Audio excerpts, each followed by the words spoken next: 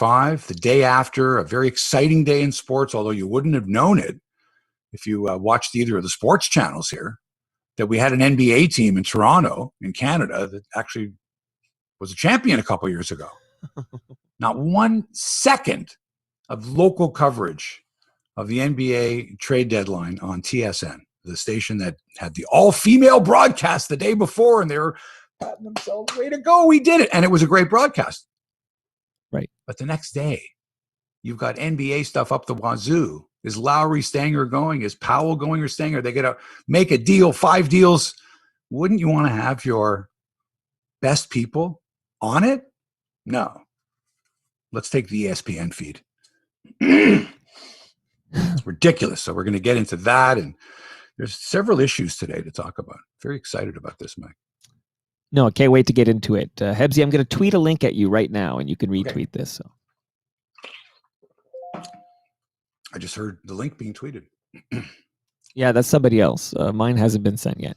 Oh. Is it annoying when you're listening to two people talk, and then you hear in the background, boop, or a phone goes off, or I've got used to it. I've got used to it. Like, it's happened so much over the past year. If I got annoyed every time. So it annoy you when you're like, hey, how come they weren't taking every precaution to make sure that there are no extraneous noises during this broadcast? No. Or is this sort of part of life? If I'm on the phone with someone and I hear a ping go off, I don't go, hey, are you paying attention to me, or are you listening to your device? It's the sign of ubiquitous. It's the sign of ultimate respect when your guest actually turns off their notifications. That means they truly respect your time. All right. Have you tweeted that yet? Folks, that's why we have a red carpet show. This is like the lead up stuff. If you're watching it or listening live, great. And if you're watching later, we will have edited this part out. No, we would have told you that the red carpet part is prior to the actual show. So you can choose to go, who wants to hear the red carpet? Well, that's a good question, Hebsy. So people know how the sausage is made. I edit the audio, which will not include this part, but you edit the video on your YouTube. Do you take out this part? No. Okay. No, all I do is I put an index in with time codes. So that if you, for example, want to hear us talk about Tim Peel, the NHL ref that got fired because he said something that everybody knows, you would go to the 42-minute mark or wherever we have it on today's show. I'll index all those things. Now, that's kind of like putting out an album and saying, if you want to skip the first 5 cuts, here, cut 6 is at 18 minutes. Sure. Which is a great thing. Most people would say, no, we want you to listen to the whole thing. You have to watch the whole thing. I'm more like, look, I know that your attention span isn't necessarily an hour. It might be 10 minutes or 15 minutes. Let me give you an opportunity to choose the best 10 or 15 minutes or 8 minutes or 20 minutes you want to hear by putting the subjects down with the corresponding time code. Did you retweet that link? But before we forget, which link? You should have been tagged in a tweet that I sent. No, nothing here, buddy. Oh, there it is. Didn't show up on my notifications though. Oh, that's weird. That's weird. It's because you've muted me, I think. That's why. Live. Okay, hang on a second, will you? We're live. I guess better to be muted than blocked. What's worse, being muted or blocked? I don't know. What's the difference? Well, muted means the other person never knows. Like, they don't know that they've been blocked. You just don't see their stuff. Blocked, I mean, it'll say like, yeah, this user has blocked you. So if you want to be a real jerk about it, you would block them so that they know that you're pissed at them. Right. But if you just wanted to, surreptitiously not pay any attention to what they have to say, you mute them. It's like like a ninja stealth ignore. I think some people get off on being blocked by certain people. Like, they want to be blocked. So it's almost like that's their trophy. So if you really want to like fuck with them, you just mute them. That way you don't get their garbage, but they have no idea that they got to you. I'm interested to hear how people get off these days. Not on this particular show, just what gets them off. Get your okay, you ready to start this, baby? Yeah, of course. Okay, let's do it, buddy. Here, stand by. All right.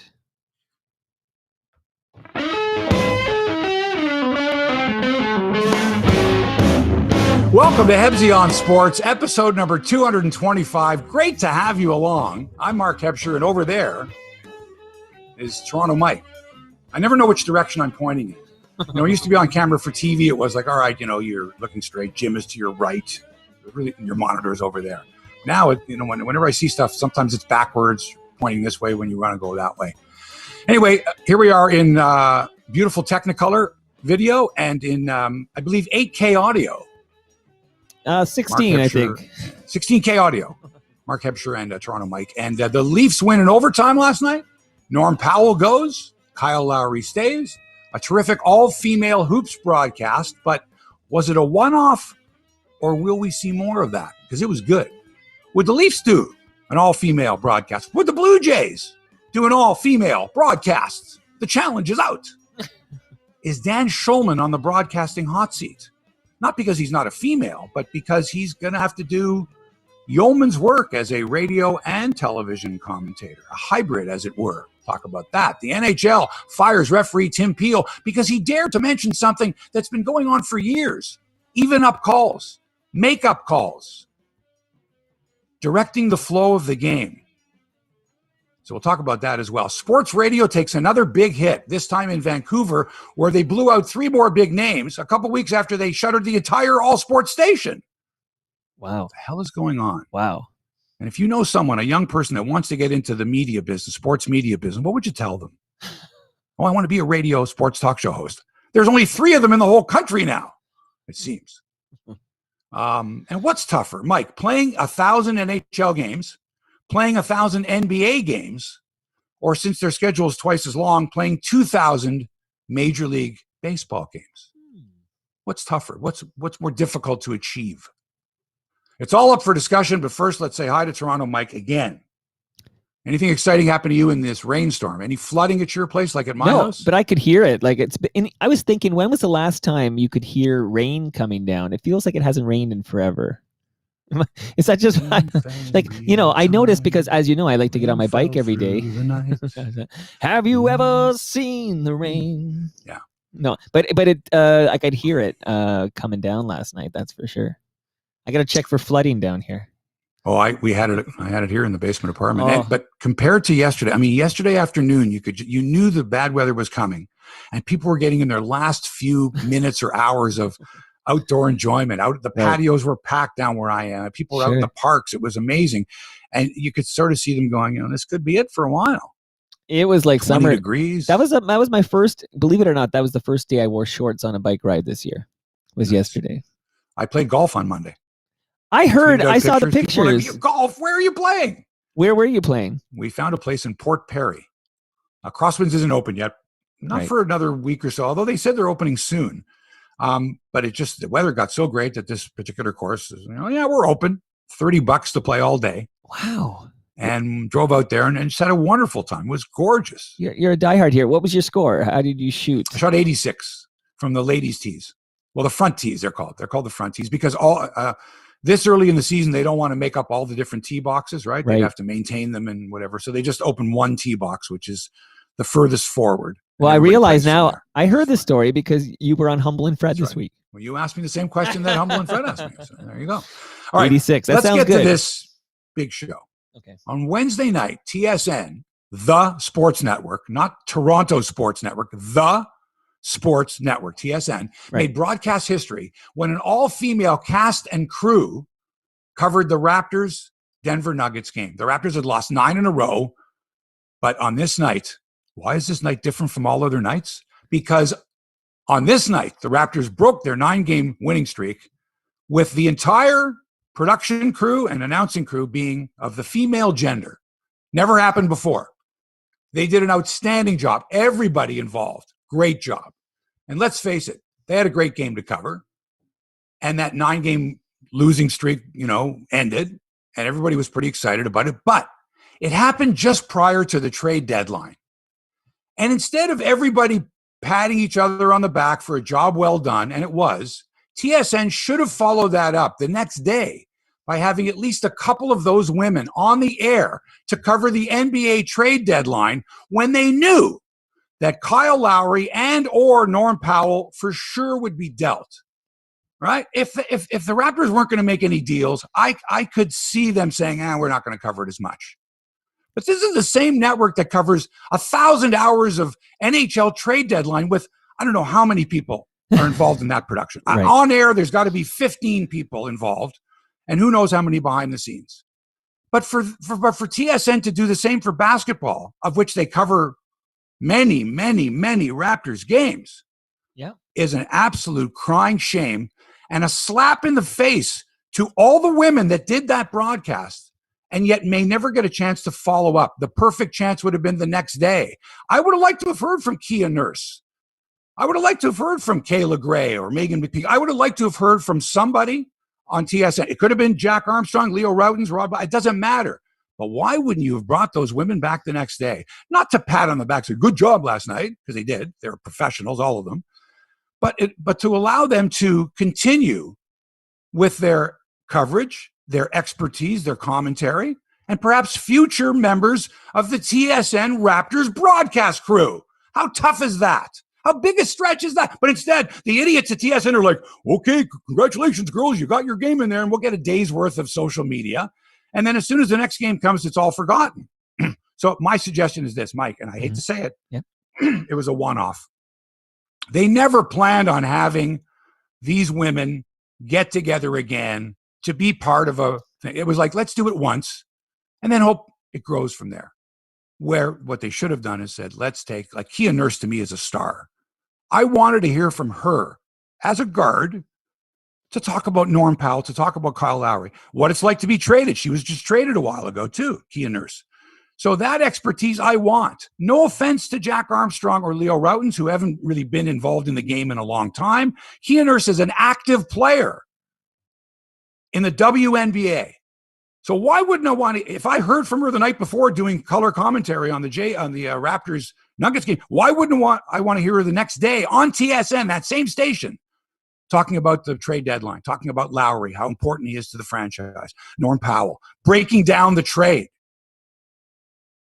It was terrible. And did Sportsnet do any better? No. And in fact, I tweeted out yesterday morning, what kind of local coverage are we going to have? Raptors TV? Nothing. Nothing. They replayed a game from the night before. Sportsnet, which covers the Raptors a lot too, guess what they were on, Mike? At 3:00, okay? Mm-hmm. Michael Grange and Brad Fay on Sportsnet 1. Which a lot of people don't get. You don't get it, do you?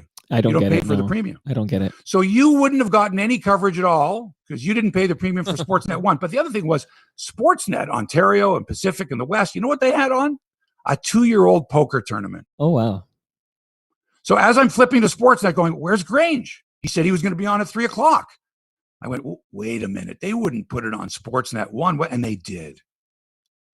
And that to me does a disservice to Raptors fans, to NBA fans.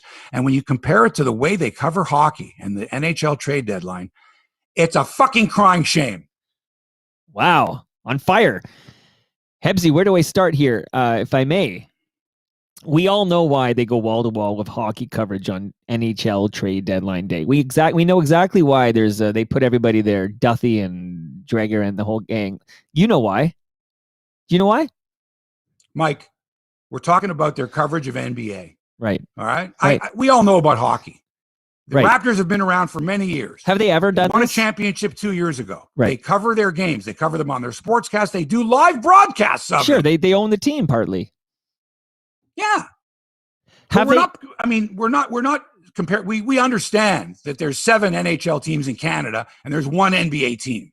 We understand that 60% of all players or more are from Canada, which means everybody who watches in Canada has like 1 degree of separation from an NHL player. Right. Not true in the NBA. It's catching up. It may never be that. You're not going to have 60% of all NBA players be from Canada. But the point is that there are enough players from Canada and a Canadian team that's in the spotlight that justifies more than the minimal coverage they had. And for TSN to just click on to ESPN's feed of The Jump, which is a great show with Rachel Nichols, and expect them to talk only Raptors without having even a cut-in, even like a 5-minute cut-in, top of the hour. All right, here's Rod, here's Leo, here's Kate, here's Kayla. Somebody. I hear you. Is just ridiculous. I might even agree that they should be covering NBA trade deadline, but they never have because apparently it doesn't bring in enough eyeballs. That was the time to do it. And they don't have to cover wall to wall. Do a 5-minute insert Okay. You're going to have people there for your afternoon sportscast for Sports Desk or whatever they call Sports Center. Why not have them come in a little bit early? Now, I know it's a couple bucks more. You've got experts. They're sitting there twiddling their thumbs while Rachel Nichols and Richard Jefferson and Kendrick Perkins and everybody at ESPN is doing their thing and occasionally mentioning Raptor stuff. And then when they finally come to Michael Grange and Brad Fay, they're, all right, you guys are on. They're scrambling to try to get information. Right.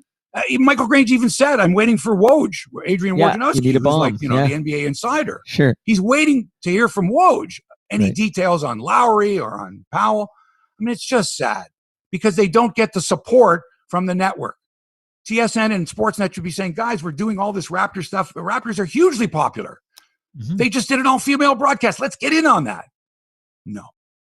No, I like how you're thinking because you're right. And at 3:00 today, how many of us were like checking our Twitter feed? Like, is Lowry still a Raptor? Like that was quite the moment at 3 p.m. yesterday. They missed a golden opportunity, especially Mike, on the heels of a feel-good moment in TV sports history. A feel-good moment. I think a lot of people watch that broadcast and we're waiting for them to fail or go, oh, no, we don't like that. We want to hear Jack and we want to hear, Matt and we want to hear Leo and Rod, but I didn't see one negative because it was a good broadcast. They're professionals and they did a great job. Should that be a huge surprise? Maybe to some people it is, but to not follow that up the next day is a crime. If I'm one of those girls and I'm going, well, okay, I'm flipping on TSN the next afternoon at 2:00 or 3:00. Okay, there's the jump. There's Rachel Nichols. There's ESPN. Where's the TSN coverage? Where's the TSN expertise? Where's the Raptors angle? Where's Josh Lewenberg, who's a great reporter? But you end up hearing his stuff sort of after the fact. Why wouldn't they stick him over and they cut in? Let's go to Josh Lewenberg. Josh, what do you know? Who are you talking to? What's happening? Nothing. Ridiculous. Yeah. For what it's worth, I like the Norm Powell deal because he was gone anyway. Right. But I would have liked some local perspective. I would like some type of if you knew he was gone, put a little package together of Norm Powell highlights. Right. To say, here's a guy that played, wasn't expected much from. He remember that great shot that he hit in the playoffs. A little retrospective, like I don't want to say a eulogy, but you know what I mean, like a sports eulogy. Tribute, he hasn't died, maybe. but he's left the team. Yeah, Let's like look back at his career. Tribute to a guy. He's a homegrown guy too. We these guys that you draft and you develop, they mean a lot more to us.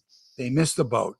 And they did a disservice to their listeners. The last time I'm going to say this, but they did a disservice to those female broadcasters, especially the on-air broadcasters, who should have been called back, or not called back. They should have been told, you know what, guys, we're doing that game. We're putting you all in a hotel or whatever, and then the next day you're coming back in the early afternoon, and we're going to do some coverage. Because I looked at their schedule, and it's not like they had great programming on that they had to preempt at 2:00 in the afternoon. Right. And to do a cut-in is the easiest thing in the world. They go to commercial at ESPN. You see their production schedule, say, okay, we're taking a commercial at 6 minutes after the hour, right? And it's going to be a 4-minute commercial block or whatever. That's where TSN says, perfect. That's where let's join Kayla Gray. Let's join Kate Burness. Let's join Kia Nurse. Talk about it. Yeah, I'm with you. So why do you think they never have any NBA trade day coverage? They just simply don't think it'll be watched by Canadians? Well, you don't have to have 12 hours worth, but come on. 2 hours prior to the deadline, you can't put come on, Mike. From 1 to 3 or 1 to 4, come on. I'm with you, buddy. Terrible. You're right. Terrible. And like I said, for what it's worth, I like the Powell deal. They got Gary Trent Jr., who's a damn good player. He's 22 years old. Yeah, people are sad to lose Norm. You were going to lose him anyway. You think he was going to pick up his own option for $11 million? Right. You're going to make $25 million a year. Right. So no brainer. All right. And the Matt Thomas deal and the Terrence Davis trades had to be done because you've got to collect some draft choices, and they got a second-round pick in each. And it'll be a decent pick. And Norm Powell was a second-round pick. Can I drop a fun fact on you? Yeah. So in the NBA currently playing, there are 3 Garys. Yeah, they all got traded. All were traded yesterday. All the Garys were traded. Well, how did you find that out? From me. I saw it on Twitter. Was it you? Okay, so thank you. These are the Garys I know. Oh, I saw the Garys I know. That is true. I saw your reply. And of course, this is not the first time. But that's a great stat. That's funny. The only 3 guys named Gary in the NBA all got traded. And if you're having deja vu as a Raptor fan, this is not the first time, we acquired Gary Trent in a deal with Portland. We got his dad back in the 90s. Right. Who was but from the same team, right? From the same team. Yeah, from Portland. Which is wild too. Yeah. Who they play, by the way, Sunday night. You're going to see Norm Powell in a Portland Trailblazers uniform. It's going to be weird. Yeah. They've got Phoenix tonight. And hey, the trade that didn't happen was the biggest story of them all. Yeah. Because when we found out from ESPN that Kyle Lowry was not going to be traded, it was as if we had just made the biggest trade ever. You know what I mean? It was like, yeah, right. They didn't trade him. Great, good. I love that. Do you though? Because I think that now he may be in a position, Kyle Lowry, to say, I think I'd like to stick around another year. And maybe signs a 2-year deal with the Raptors. And okay, he's going to get less minutes, but he's going to help. How can he not help, the youngsters on this team? How can his attitude not help the Raptors become a contender again? So I love the fact that they didn't. And I love the fact that Masai Ujiri said, you think we're giving him away? No way. And I'm sure they went to Lowry and said, what do you think, Kyle? Where would you like to go? And if we can make it happen, we will. But Kyle, if we can't get full value for you, we're not going to trade you. I'm curious what year. I wish I could go to another timeline in the universe here and see what would Hebsy say today if they had traded Kyle Lowry to the Heat or something last. Depends what they got for him. Okay. Because this was one of those. They wanted. What? They wanted this kid, Tyler Herro. They were going to get Kelly Olynyk, the Canadian, but they wanted Tyler Herro. But he's on a rookie contract. And if you've got a player on a rookie contract, and he's under team control, you're not trading that guy. He's a great player too. And I think that's what the Raptors would have wanted. And Masai Ujiri was not, and Bobby Webster were not going to go off of that. And then they said, the heck with it, we're going to go get Victor Oladipo. And once that happened, then Miami was out of the picture. And I don't know what Philadelphia offered, but whatever it wasn't enough for Masai. And he said, nope. So the announcement that Kyle Lowry was staying was met by me with the same reaction as I would have if it would have been a blockbuster deal for a great player. Absolutely. I saw your exuberance on Twitter for sure. And by the way, since we're talking about trades, there's another acquisition we need to discuss very briefly. I'm just keeping an eye on the activity on your YouTube page. And Andrew says, don't forget the other acquisition yesterday, your new blue 22. That's right. Can you see it behind me on the screen there? The Ken Baumgartner jersey? I do see a number 22 jersey. Yeah, it's not Rick Vaive. So you know that I grew up as a Leaf fan. Born in Toronto, raised Leafs. Frank Mahovlich was my favorite player. Davey Keon was second. And I'm always looking for Leafs memorabilia because back in the day, you couldn't just pick up a jersey with a name on it. You'd have to go to Doug Lowry Sports, order it, custom made. It would cost you hundreds of dollars and take weeks. Right.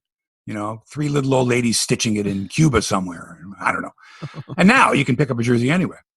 And so I'm in Kensington Market, which is about 10 minutes from my house. I shop there often. And I spot in one of those vintage stores, the stores I'm talking about, with the racks of clothes for $5, $8, $12. I see Leaf jersey. I see Ken Baumgartner jersey, a blue Leaf jersey with Baumgartner. Wow. First thing I thought of was, wow, who would have gone out and gotten a Ken Baumgartner jersey back in 1993, 4 or 5? And why would they get rid of it? Right. What did Kenny Baumgartner do that you threw out at the Ken Baumgartner Leaf jersey? You held on to it that long. Keep it for life. And the other one was, how long has it been there for? How long has that jersey been sitting in that rack for? How many people have gone through that rack and went, Baumgartner, no. I'm looking for a Wendell Clark. I'm looking for a Matt Sundin. I'm looking for a Phil Kessel, a Brian Leach. It's punk. I think it's more punk to have a Ken Baumgartner than to have a 13 Matt Sundin. Right. But you know how much these jerseys cost, even at vintage stores? If you want a nice Leaf jersey, a Sundin or whatever. What did you pay for the? What did you pay for the Baumgartner jersey? $40. Wow. But what I did was when I saw the jersey and I saw the price, I took a picture of it and I tweeted it out. I said basically it's $40. Should I buy it? And I could not believe the response. Now I've got, 5,000 Twitter followers, whatever it is. Yeah. But I could not believe how many people almost immediately within 15 minutes, this was in the afternoon yesterday, saw the picture and went, get it, buy it. And if you don't buy it, I'll buy it. Tell me where are you? People are asking I'll give you $40 to buy that jersey. 50 people. Somebody offered me $80. Right off the bat. One guy offered me, he's got a Link Gates jersey. That's a former Minnesota North Star, a real thug, bad guy. And he would trade me a Link Gates jersey for a Ken Baumgartner jersey. Wow. So the response was, and people like Ken Reed of Sportsnet, and just tons of people who are into memorabilia, hockey cards, jerseys, you know what I mean? Colors, logos, third jerseys. It's crazy. So I posted it, and hundreds of people, get it. What a find. So I bought it. And then I took a picture of me. Actually, my girlfriend took the picture of me standing outside the thing with a Brett Lowry Bluejays jersey flying there. And I'm going, I got one of those too. I got a Brett Lowry. Number 13. Yeah, I got it from my buddy So I got Kick. the Bomber jersey on.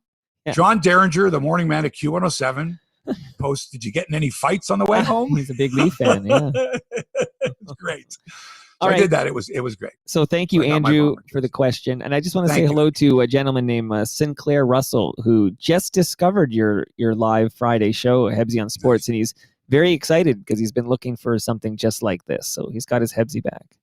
Good. I'm glad you're excited. I am as well.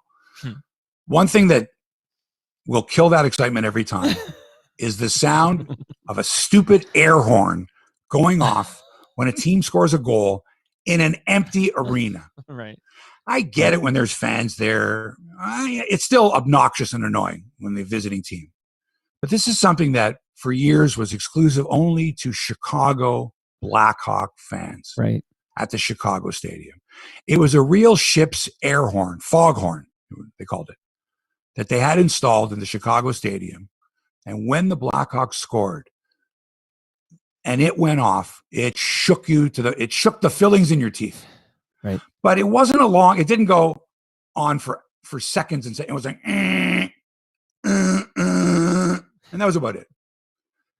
And then other arenas, let's put in a sound. Detroit had this high-pitched sound that I never liked. And in Ottawa, they have this one that goes off. It's like a 10-second long burst. So the first couple seconds, that's cute. And then it's like, oh, God, is this annoying? Boy, is this annoying. This is like scratching fingernails on a blackboard. And then they stop it, and then they start it again. So it's like 3 blasts of like 10 seconds long each, which is just obnoxious. Right. Can we get rid of these? Especially in an empty arena. Come on. Luckily, it only went off twice yesterday, Mike, because the Senators only scored 2 goals. And the last time a goal was scored, silence. Except for Leaf players going, yeah, baby. Justin Hall drilling home the overtime winner in a 3-2 Maple Leaf triumph over Ottawa. And Mike, I've got to tell you, the final few minutes of regulation and the entire 3-on-3 overtime was gold. Can you bottle that for me and let the genie out of the bottle every game? I want to see sustained action like that. 10 minutes worth, 20 minutes worth, last few minutes of regulation, all of 3-on-3 overtime. I love it. Anything that happened prior to that was awful. It was terrible hockey, missed passes, goaltenders that can't handle the frickin' puck. Jack Campbell should still have a shutout streak going, Mike. But he proved that stopping the puck is way easier than handling the puck. Like it's a live grenade or something like that.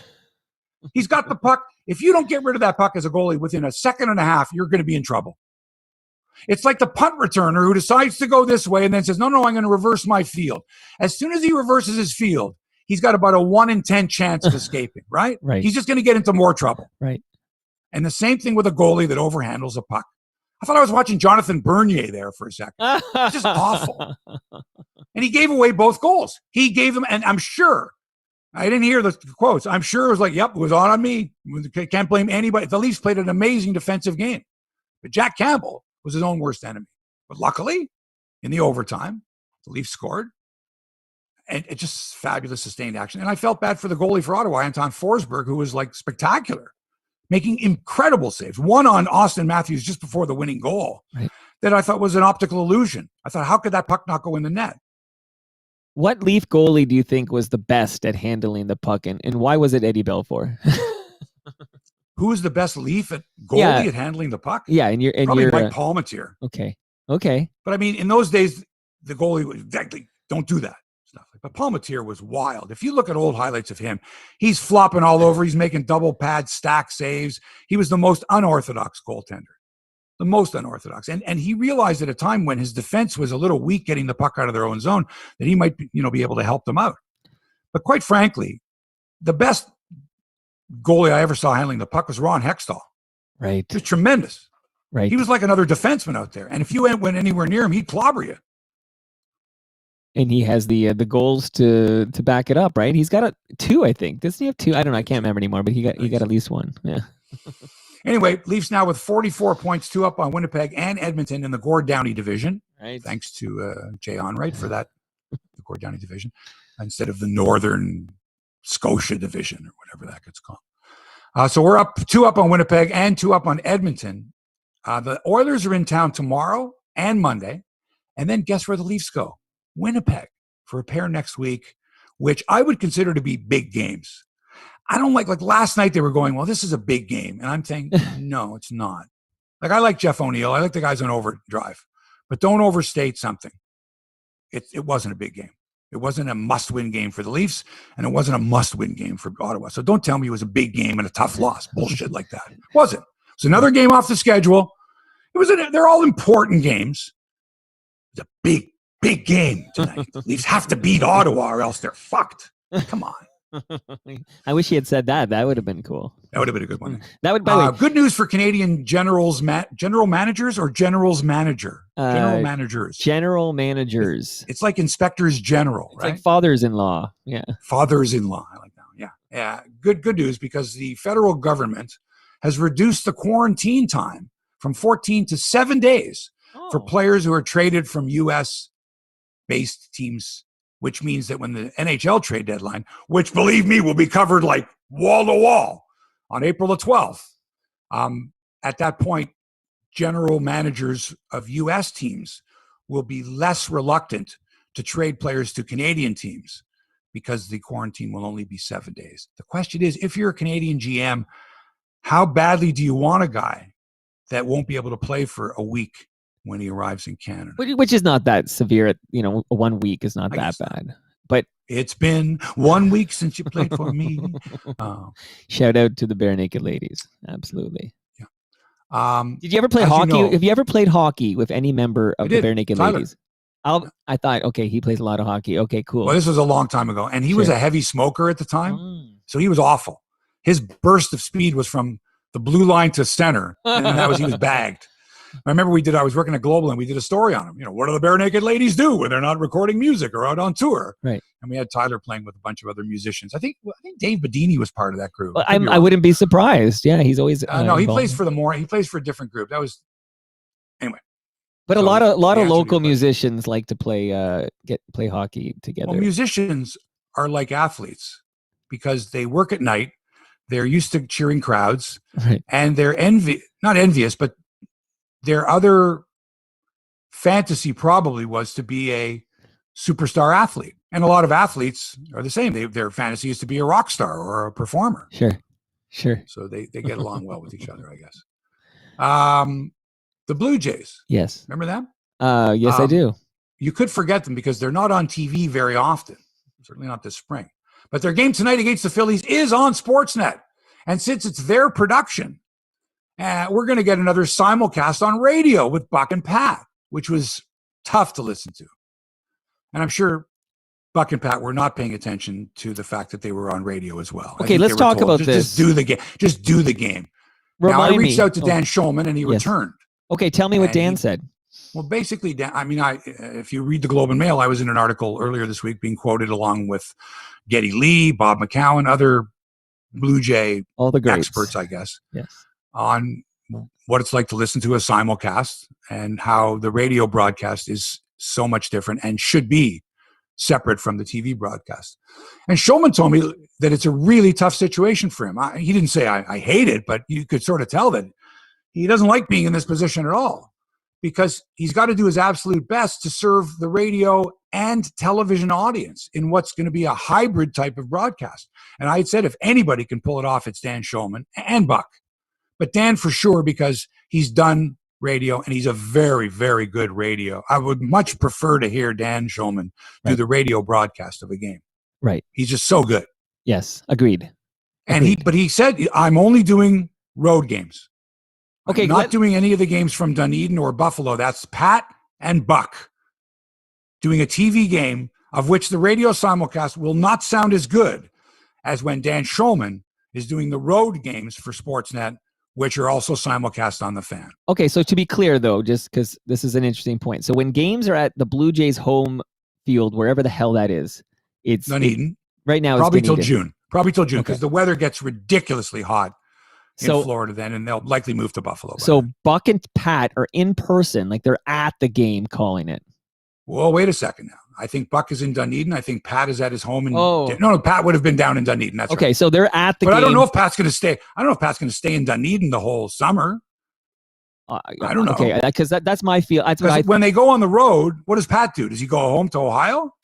Yeah, probably. Right. But I'm not that concerned as long as the games are televised and I can hear them on radio. Okay, and when the Blue Jays are on the road, then it's going to be Buck and Dan, and Dan's at his home here in Toronto calling it. That's right. Gotcha. And I'm with you, but I did not hear the Buck and Pat radio simulcast. Can you be more specific? Like, what was missing? I didn't expect much. They were not told, I'm sure, to consider the radio audience. Work on it. Must be difficult enough to be in two different locations, not being at the field, to try to put a broadcast together where you don't sound like you're doing it from a hermetically sealed booth. Right. So I'm sure that the producer said, like, don't worry about the radio part. Forget that. We need to do a good TV broadcast. It's spring training for the broadcasters too, remember. And especially you're doing it from a different location. Few fans there. I don't know how much production value they're putting into their spring training games. So it's odd. But I listened to it and it sounded like two guys who were doing a TV broadcast and you were happened to be listening to their audio only. So not describing the pitch. Here's the pitch. None of that. Look here. Look at it on the replay. So not thinking, for those of you on radio, this is what I'm looking at. Not at all. It was just the stripped audio from the TV broadcast, and it sounded like it. Do you think I'm scoring the game at home? I can't figure out. Right. Was that 6-3? Was that a fly ball to deep right center? Was it deep left center? I don't think they care about radio audience at all. They don't. It's obvious that they don't because they're not doing a dedicated broadcast. Right. Ben Wagner is on the Sportsnet TV broadcasts. Right. Well, he's lucky. He still got the gig, right? They could have cast him off of Wilner, I guess. But okay, so clearly Sportsnet has decided, like, we don't care about radio. The radio listeners don't make us any money, and they'll get what they get, and they'll like it, or they can go, jump off a cliff, because all the money is in the TV broadcast. And a lot of people, not you obviously, but a lot of people, like, if they're out barbecuing or whatever, enjoying a nice afternoon, they'll have their device with them, their phone or their tablet or something, and then they will stream the Sportsnet television game on that device. So they won't know a difference. They could either stream the Sportsnet video, which would cost them bandwidth, or they can stream just any audio from. But then when they hear or the Fan 590 audio, when Buck does his whole "get out of here, ball, it's gone" or whatever he does, then they could turn their eyes to the screen and watch the replay of the homer and all that kind of stuff. So I don't think they care about radio, and we got to kind of accept that. They don't care about radio. No, they don't. It's obvious to see. They're the only team in all of Major League Baseball that doesn't have a dedicated radio. That was the first clue. That was the first clue. What does that tell you? So the Jays are going to be exciting. We know that. The starting pitching is a question mark after Ryu, who starts tonight against Philadelphia. And the bullpen now is a question mark because Kirby Yates, we hardly knew ye, is going for UCL surgery, so he's out for 2 years or whatever. Wow. So forget about that. But George Springer, Marcus Semien, Bo Bichette, Vladdy Guerrero Jr., Lourdes Gurriel Jr., Kevin Biggio Jr., Teoscar Hernandez Jr., Rowdy Tellez Jr., Danny Jansen Jr. They're all juniors. What a squad. That's pretty good. I'm looking forward to these guys, maybe with the best hitting lineup in the American League East. Maybe. Because they're raking down there. They are raking it. And there isn't a soft spot in that batting order, from what I can see. It's not the first 5 or 6. And they'll be fun to watch as long as we don't have to endure the Yankee broadcasts much more, because those guys are horrible. I don't know what they were doing the other day, but they had 3 guys in remote locations, and the third guy was on a delay. So every time the third guy, I don't know who it was, went to say something, he was talking over another guy because he was getting their conversation 2 or 3 seconds later than the other 2 guys. So it was like 3 guys in 3 different time zones with 3 different amounts of time delays. Yeah, that's tough. We know that's tough. Even us, we're in the same city, but it can be tough. Exactly. Do you think there's any chance the Jays go and get Osuna back? Is there any possibility? No. It would be a public relations disaster. I'm just asking the big question here. A disaster. That guy is so forgotten now. Right. You don't think that he did some pretty bad stuff when he was here? You don't think that he was... I think it would be a PR disaster to bring him back. But, I mean, they didn't. I'm not saying it's the same thing. I'm not even equating these two things. But Wow. Springer was everybody rejoiced when he came, even though previously we were all kind of angry at the cheater. At all of the Houston. I'm not equating what Springer did with Osuna in any regard, but that wasn't I mean, we all overlooked that easily. But Osuna coming back would be a PR disaster, no doubt. Mike, you can't even. No, I'm not. I'm not equating. Mention the two in the same sentence. You can't. Well, two completely. That's okay as long as you don't equate the two. Things. Had Springer been run out of Toronto because of a gambling or cheating scandal or whatever, and then he had rehabilitated himself, gone to Gamblers Anonymous, or served a suspension, I could see saying, "All right, you can bring him back. He's been rehabilitated." But I don't think you could do that with Roberto Osuna. No, the outrage. Holy smokes. Right. Especially now.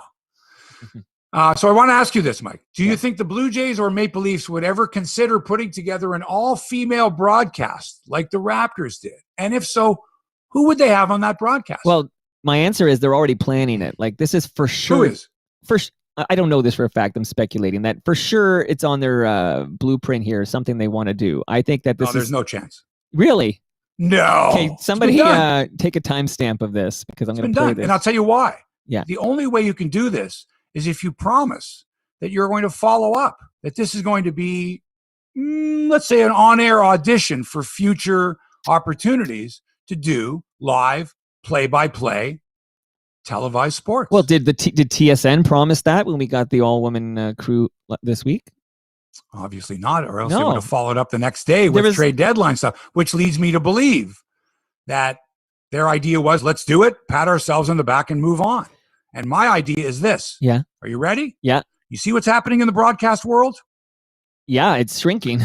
How long have Jack Armstrong, Leo Routens, Sam Mitchell, Rod Black been doing Raptors games? Long time. I'm not going to include Matt Devlin because Matt is sort of out of that equation. He's a play-by-play guy for life. Well, a couple of those guys. Pretty much for life. Okay. Having said that, that doesn't mean that some of the games might go to another. Well, he'll need vacation time and things like that, right? And stuff like that. Okay, but two of those guys you mentioned, Rod Black and Leo Routens, I think they're day one guys. Yeah. So what I'm saying to you is, if you're them, are you looking over your shoulder now, going, "Oh, geez, we better up our game," because if not, my job is going to be taken by Kayla Gray, and your job is going to be taken by Kate Burness, and maybe his job might be taken by Kia Nurse, and Megan McPeak might take that job. And is that a possibility? Is it a reality? Yeah. Or are these women kind of SOL? They did their one-off. No. Thanks. No, now that they got like a real game, if you will, a real game under their belt, I think that you're absolutely right. And I think you could look at the mainstream media as a whole and say, how do I say this? This is not my show, it's Hebsy show. But like, if you are a straight white guy, you better know that you don't have that old-fashioned guarantee of a gig. Absolutely, the desire to diversify is strong, and especially older, but not just older, but straight white guys are not part of the diversification strategy. What if you're a super knowledgeable, entertaining,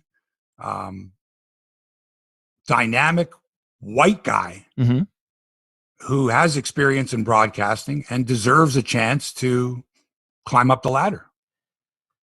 It's tough, Hebsy, because we're experiencing sort of like a market correction, if you will. I always felt like the on-air people should be reflective of the community. So it hasn't been for a long time, and we've been very critical of that. And I've noticed it's slowly changing, where it's starting to reflect more. And I will say, although, as we've talked, right, there's one woman of color at Sportsnet that I believe only one woman of color at Sportsnet at this moment, on the air I'm talking about, and her name is Hazel May. And there's two, although things that broadcast makes it a little muddy, like who is a TSN person and who isn't. But it was Kayla Gray and Reyes.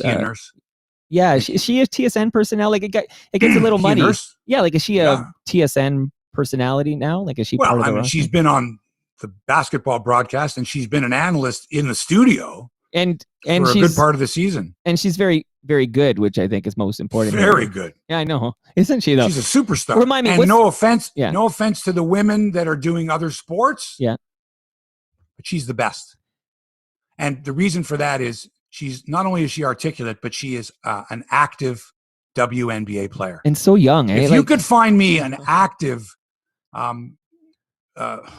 female hockey player, active right now, sure, that is as glib and articulate as Kia Nurse, put her on the air. Find this one, put her on the air.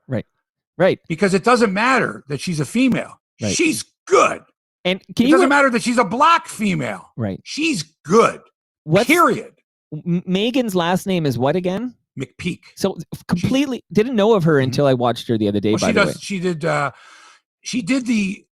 I'm trying to think of the Raptors. Raptors 905 is their farm team. Yeah. She did the Washington Mystics, whoever their WNBA farm team is. Okay. She did those games. She's done a lot of basketball play-by-play. But I mean, because I didn't know her at all when I watched it, I was thoroughly impressed because she was quite good. Like I thought it was a great team, her and Kia.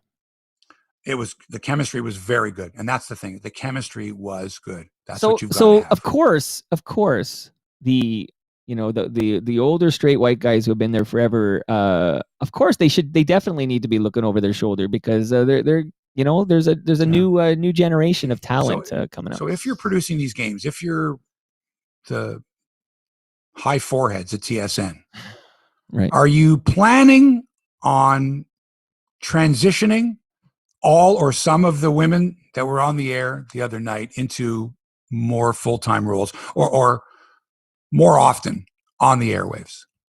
For sure. Like Kate and Kayla are already there, right? Like they're already regular presence on the game, those two, Kate Burness and Kayla Gray.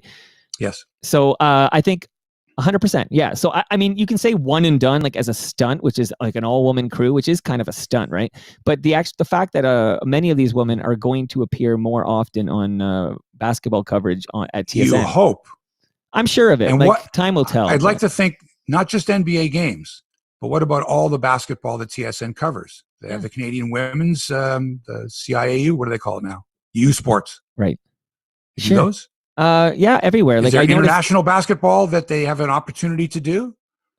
For sure. Qualifying for World Championships, Olympics. And don't forget March Madness, right? TSN's got March Madness, that's more studio cuttings, and I get that. Right. I get that. But March Madness now includes the women's NCAA tournament. Absolutely. Which, so there's more opportunities to do basketball. For sure. Are there going to be opportunities to do baseball? Are there opportunities to do hockey? Well, why wouldn't that follow? Like, you know what I mean? Like, just why wouldn't that follow? And it's not going to happen overnight here, right? I'm not an exec. If I were, I'll tell you right now, I'd make changes. I think they're all meeting not immediately, right now. But I'd be looking down the road to say, here's the way my future panel looks. Here's my future broadcast team. Yeah. Now, if you had said this question to me, I don't know, a month ago, like if you were going to do an all-female broadcast of the Raptors, who would be on the roster? Like I didn't know of Megan at that time. And who's the other woman who co-hosted with Kate Burness?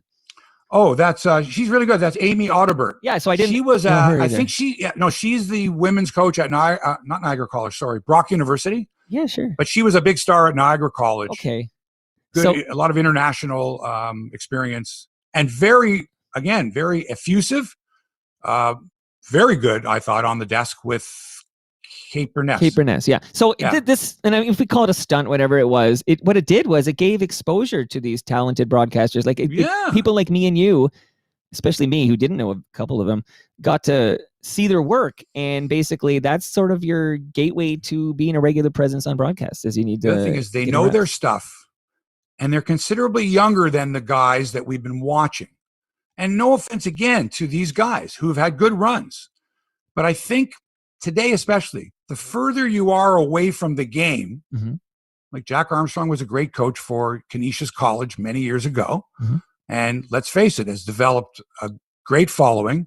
Yeah. He's got great shtick. He knows his stuff. The way he articulates, the way he does games. He's popular. He's got a great, very popular style.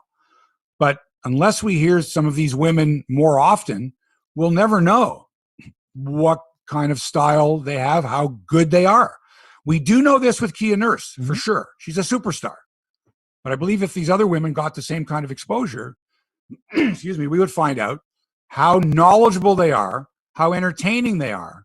And it doesn't matter their gender. If they're good at what they do, sure, put them on the air. Now the challenge will be sort of like when you have two guys who want the ball all the time, and you're like, wait, we only have one ball. Like it's so the challenge will be, of course, to find that hybrid model where, and maybe it will, maybe it's a very good analogy. Thank you.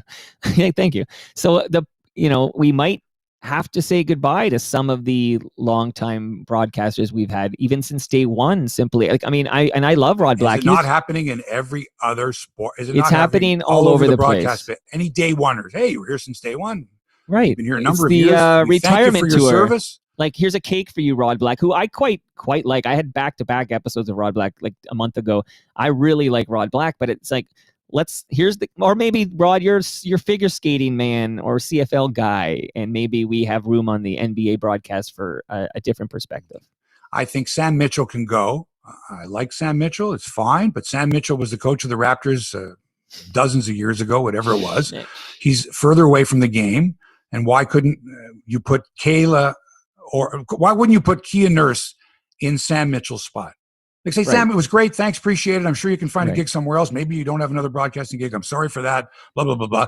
But we need to have Kia Nurse on the air. And the WNBA schedule is directly opposite the NBA. They don't go up against the NBA. Right. So her off season is broadcasting season for her if she wants, and she's good.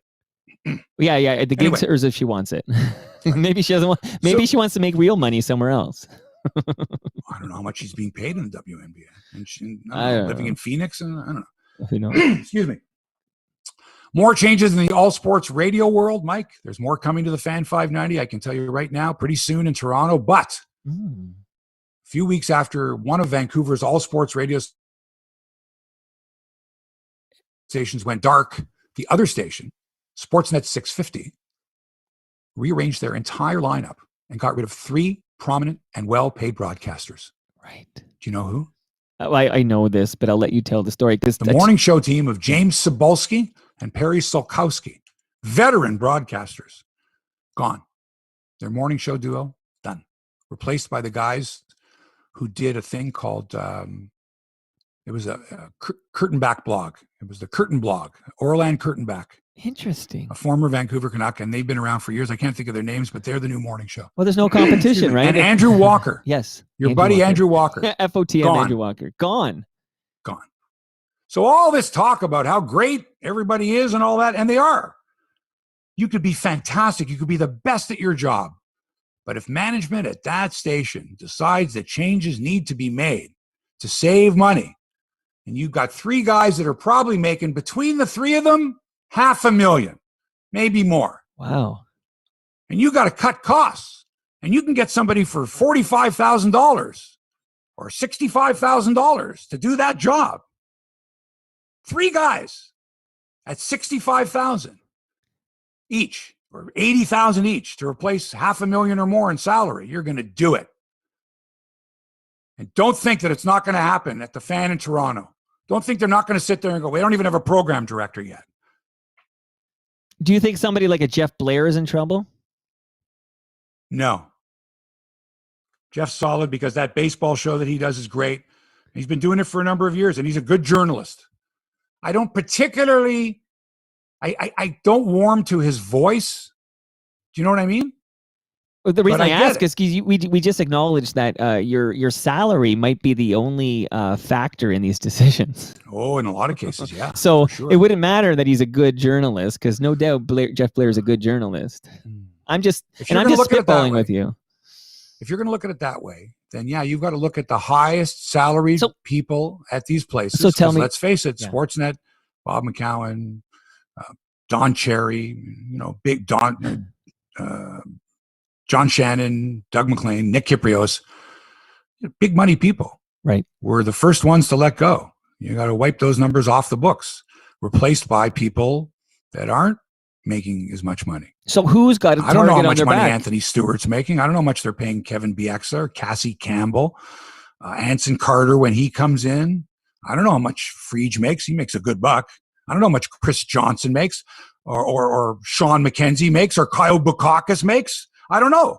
But I can tell you they're not making the bucks that Ron McLean's making. Right. Now, let me ask you, Hebsy, who at the Fan 590 right now should be looking over their shoulder? All of them. Look at the way this business is. Nobody is safe. If I were to say to you, Mike, give me the name of a Toronto sports broadcaster whose job is so solid that they would never in a million years get rid of that person. Name me someone. Dan Shulman. No chance of Dan Shulman ever losing his job, right? Well, ESPN would. He has multiple jobs. I mean, on Sportsnet, right? There's no way that Sportsnet would say, "Look, Dan, we can't afford you. You got to go.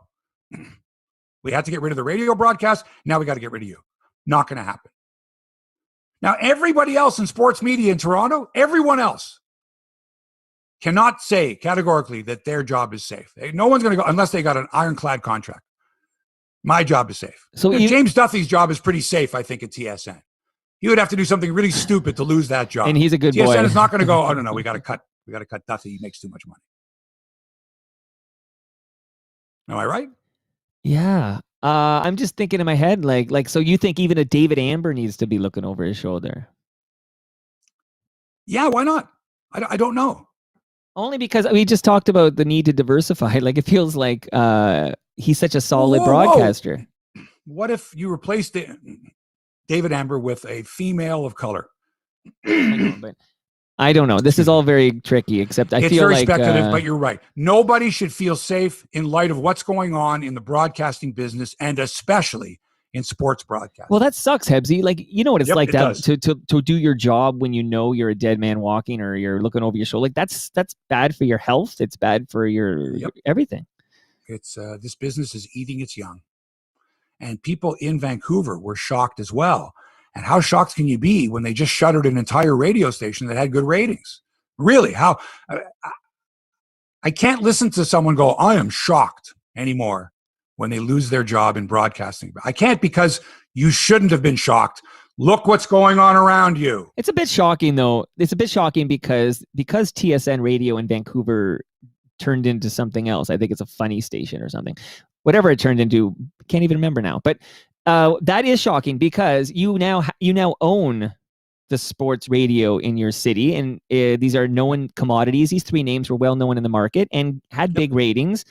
Because I don't know how good their ratings were. That's just it. Well, because I understand they got a bump. Hang on. The ratings were good on TSN 1040, which shuttered. Yeah. Did the management at 650 think that those people would come over and start listening to the shows of the morning show with Cebulski and Solkowski, probably, or Andrew Walker's afternoon show? Right. And how long did it take them to realize, you know what?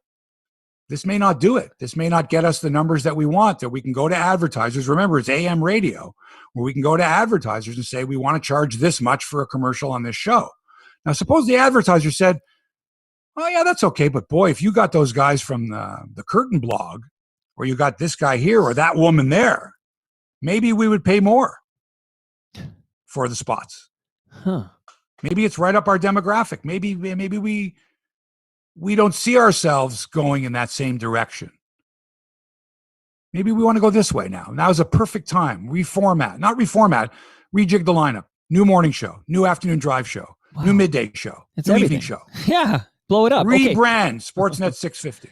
Okay, now Andrew Walker, who most listeners of Hebsy on Sports, well, you're a national presence actually, but a lot of GTA listeners know Andrew Walker used to be with Greg Brady on the Fan 590. They had the morning show. They had good numbers on that show. Very good. Yeah, big number. They got blown up for Blundell, as I remember. I know. What a mistake, though. Which was quite a mistake in hindsight. But and again, so what is the morning show? Sorry, what is the afternoon drive in Vancouver right now? Like, what took over for Andrew Walker? Do you know? No, I have no idea. I don't care either because I don't listen to Vancouver. No, radio. I mean, I know. I don't, except that you knew the morning show. Specific. So. Okay. I'm sure it's three people who combined make, $200,000. And it's Canucks specific. So what is a guy like, not that we know Andrew Walker. I know you're tighter with 150 grand. But my understanding is he had a little swagger in his step. Like I think his Twitter bio said King of Vancouver Radio or something. Like he had a bit of that. That might have been a mistake. And look, he wasn't a Toronto guy. He came to Toronto. He tried to pull off being a Toronto guy. He worked with Brady, who's pretty much a Toronto guy, right? Sure. Or Detroit guy.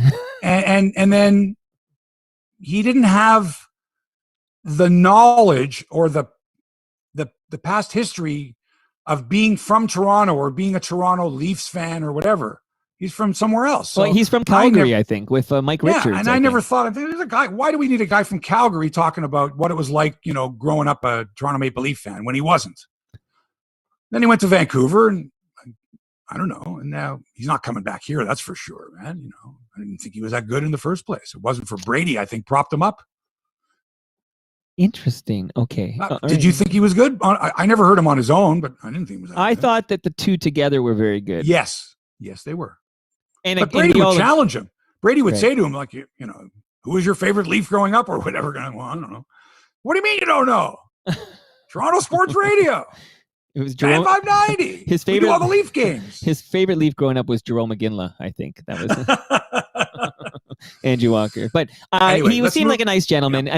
I can't remember how old he must be now because it's been a while since I know I've seen him. But he had a good gig there. And apparently not. It wasn't good, past tense. But I feel sorry for all these guys because I know what that's like. Like it's just a shitty feeling. Like what does Andrew Walker do next, right? Like what does he do next? Hold on, I think he's calling me right now. We said that about every single sports personality in the last however many years. Sure, and half of them went into security. What's Bob McCowan going to do? What's Nick Kyprios going to do? Yeah. What's Doug McLean going to do? Right. What's George Stroumboulopoulos going to do? Well, that's different. What's Damian Cox going to do? Let's list every single. What Dave Randorf's going to do? Well, Dave Randorf got a job doing the Tampa play-by-play. Let's take everyone that's lost their job in sports media in the last couple of years. Let's do a Where Are They Now? That would be a great episode, actually. It would. And just let's move on. Okay, let's move on. But Strombo's not a sports guy, so you can remove him from that list. But Strombo, they put him in there as the voice, the face of Hockey Night in Canada. And they did a 360 and went back to Ron McLean. That is true. Thank you. And they realized that might have been a mistake, and they got rid of Don Cherry. Found an opportunity there. Right. Anyway. Okay, go ahead. Tim Peel was about to retire from the NHL after a lengthy career as a referee when he said something during a game the other night that was picked up by a live microphone near ice level. Peel said that he was going to give an effing penalty to Nashville. And right then and there, the NHL heard an official admitting, premeditated, he was going to call a penalty against the team. And of course, they fired him immediately because let's face it, that goes against the integrity of NHL officials. But we all know that even up calls or make-up calls are a part of hockey, don't we? It's just that nobody admits to it. Well, Peel kind of did to a live mic. He got caught, and he's gone. Should he have been fired a month before he was going to retire with full honors and probably some kind of a ceremony? Congratulations, Tim Peel, on a great career. He shouldn't have been fired.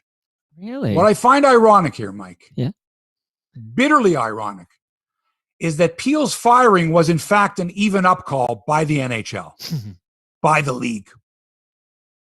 After all these years of letting this go, allowing this to happen, and being criticized for poor calls, poor judgment, and maybe some officials not being disciplined and others being disciplined too harshly, the league decides, let's fire Tim Peel, makes us look good because the integrity of the game is intact. And yet they don't address the situation, which is, this has been a problem way before Tim Peel. How does an official call 8 penalties on this team and none on this team? And at the same time, how does an official, let's say it's a 4-0 game in favor of Washington over the Rangers. Let's say Washington had clobbered the Rangers the night before. And this game is going to get out of hand if Washington scores any more goals. And the official says, I need to slow this game down. I need to call a couple penalties on Washington. They're not going to lose the game, but I got to stop this because the next scuffle is going to be a major fight. There's going to be serious repercussions. So the referee has a feel for the game and he says, man, next hit that happens, it's going to be a brawl. And he calls a penalty on Washington. It's a ticky-tack penalty, but he has to call it for the flow of the game. I'm okay with that, Mike. I'm okay if the referee is trying to manage a game and doesn't feel that this particular call is going to affect the outcome of a game. I'm okay. It's not the greatest thing, but it's been going on for a long time.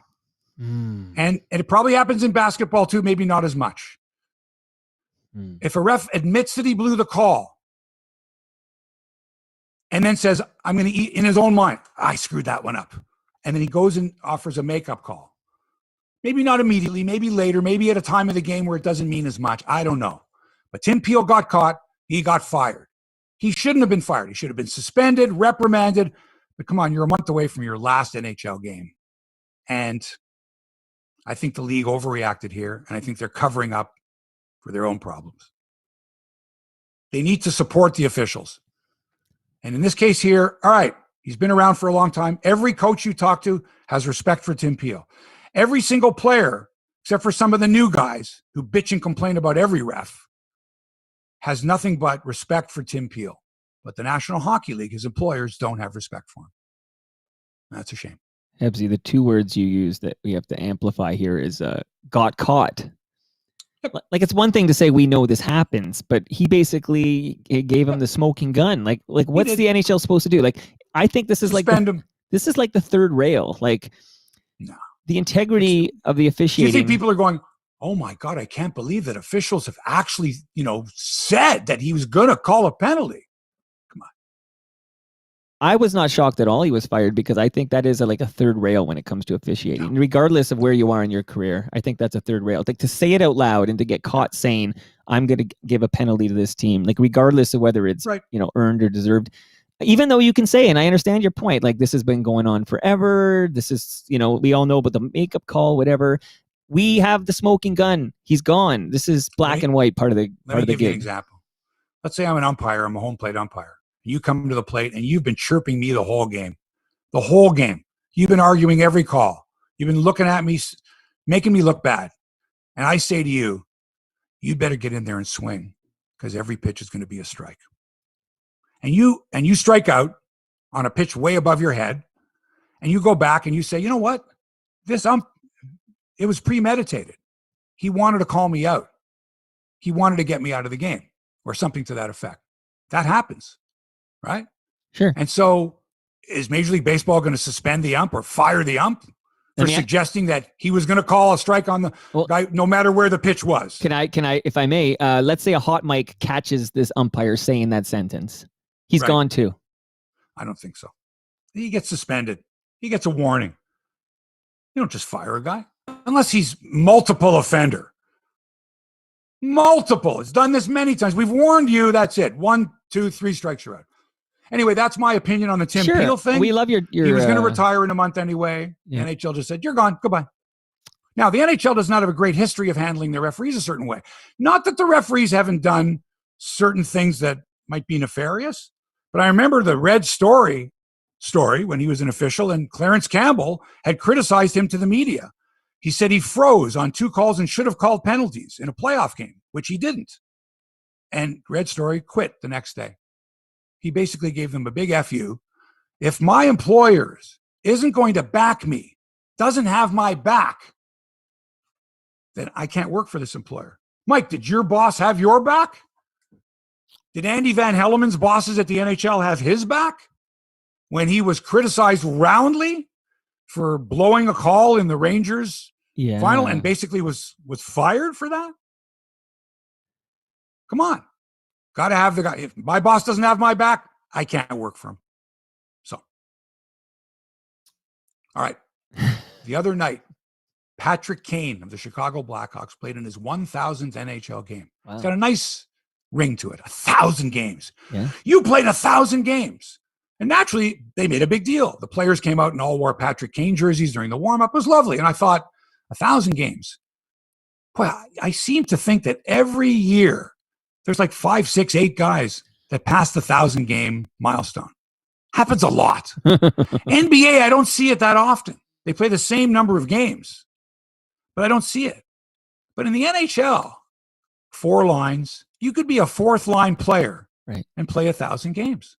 Right? You play 9 minutes a night, 12 minutes a night, and have a nice long career.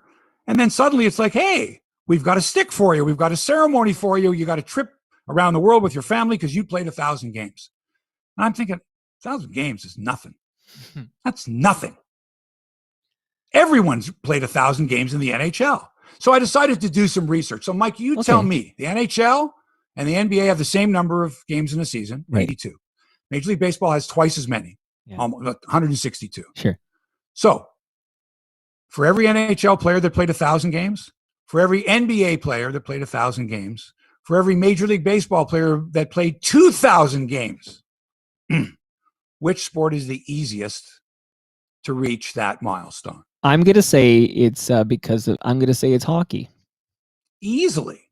How many players do you think have played 1,000 NHL games? By the way, five players this year have already reached the 1,000-game plateau. Hebsy, I don't even know. Mike, take a wild guess. 150. There have been thousands of players. Oh, yeah. How many have played 1,000 games? 150. 353. Oh, wow.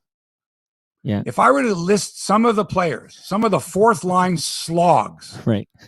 that played 1,000 NHL games, and at the same time named some fantastic players, wonderfully talented players who didn't play 1,000 games. Oh. Right? You would be shocked. You would. That second list sounds intriguing. Like I know Lindros, for example, had injury concerns and never hit 1,000 games. But Bobby Orr played 645. Wow. So you played 1,000 games. That's great. That equals about 12, a little over 12 seasons. If you played every game, but 12 seasons. How many NHL players have played 12 seasons? Lots. Tons. Yeah. So the NHL has 353 players that have reached 1,000. The NBA, 145. There you go. And every one of them, a damn good player. Damn good player. Yeah. Because sometimes they fourth-line only play players in 8 the guys. NBA. So like sometimes they shorten that bench and 8 guys get on the court. Right. There you go. But in the NHL, you could play 5 minutes a game as a fourth-line player and play 1,000 games. And Major League Baseball, 2,000 games, 245 players. The next will be Edwin Encarnacion if he gets a job. Right. He's only 40 games away from 2,000 in his Major League career. He's the closest. Wow. So hockey is the easiest. So should we be making a big deal of 1,000th game? No, come on. But it's a nice round number. And it's only been achieved by 353 previous guys. And, I said the other night, Patrick Kane has joined the likes of such luminaries as Mike Knuble, reaching the 1,000 game plateau. Ian LaPerriere. Wow. 1,000 game plateau. So when the time comes where you're comparing great players, are you going to put Mike Knuble and Ian LaPerriere in the same category as Patrick Kane? No. And that's my rant. I got a dumb question, though. When you count games, are you counting playoff games? No, just regular season games. So don't you think that's stupid? Case, don't you think they should include playoff games? Nah. Like, think of how many games Kane has played. It's a separate category in every... I feel like it should count. Like, it's... And here's why. What if you have a great player who just, for some reason, his team never made it to the playoffs? Right? Sure. All those games, never got in the playoffs. Well, sucks to be Does that make him less of a player because his team didn't make the playoffs? Not always, no. Right. But yeah, I guess if I would have gone back and combined, Well, think about how many playoff games. Total number of games, including playoffs. Because Kane's got 3 rings, right? Like, there's a lot of playoff games under that man's belt. Okay. Interesting. And I don't know how many playoff games Mike Knuble or Ian LaPerriere played, comparatively speaking, but you're right. Okay. Before we go, 91-year-old Rick Azar passed away yesterday. Rick Azar was part of the big 3 Buffalo sportscasters, me growing up. Rick Azar was on Channel 7, WKBW Eyewitness Sports. His counterpart on Channel 2 was Ed Kilgore. Right. Now, Ed came a little later. Rick was there from like the late 50s. I think Ed came in the 60s, maybe the early 70s. I don't know. And there was Van Miller at WIVB-TV. Right. Then you got other guys like Chuck Healy, Clip Smith, guys like that Stu Boyer, I'm trying to think who else. Dick Reifenberg back in the day. These were the Buffalo sports. These were I learned my American sports from these guys. Not from the guys on CBC or CFTO here in Toronto, but from the American sportscasters out of Buffalo, New York. Rick Azar was one of the best. Met him several times. Had him on my radio show in the 80s. Wow. Many times. Because anytime there was stuff to talk, the Bills or the Sabres or the Buffalo Braves back then, right?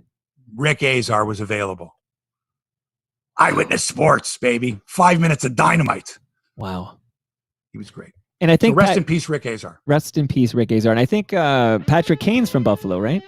He sure is. So it all comes together. Love to Buffalo. Done. Wrap that up with a bow. That's it for episode 225 of Hebsy on Sports. Thanks to Toronto Mike, as always, for production, inspiration, sometimes aggravation, but not too often. And check out the Toronto Mike podcast. It's a beauty. He's had some great guests lately. I got some listening to do this weekend. I got to catch up on some of the and thank you for Carol Pope broadcast. I was going to ask you, where did you take the picture of Carol Pope with Nash the Slash? Where is that photo Where from? did I take that picture? That's just off of Queen Street, west of Bathurst. Amazing, because we do talk about that in the Carol Pope episode. Very cool. Thanks for allowing us into your headspace. Back with another exciting episode next week. Until then, so long for now.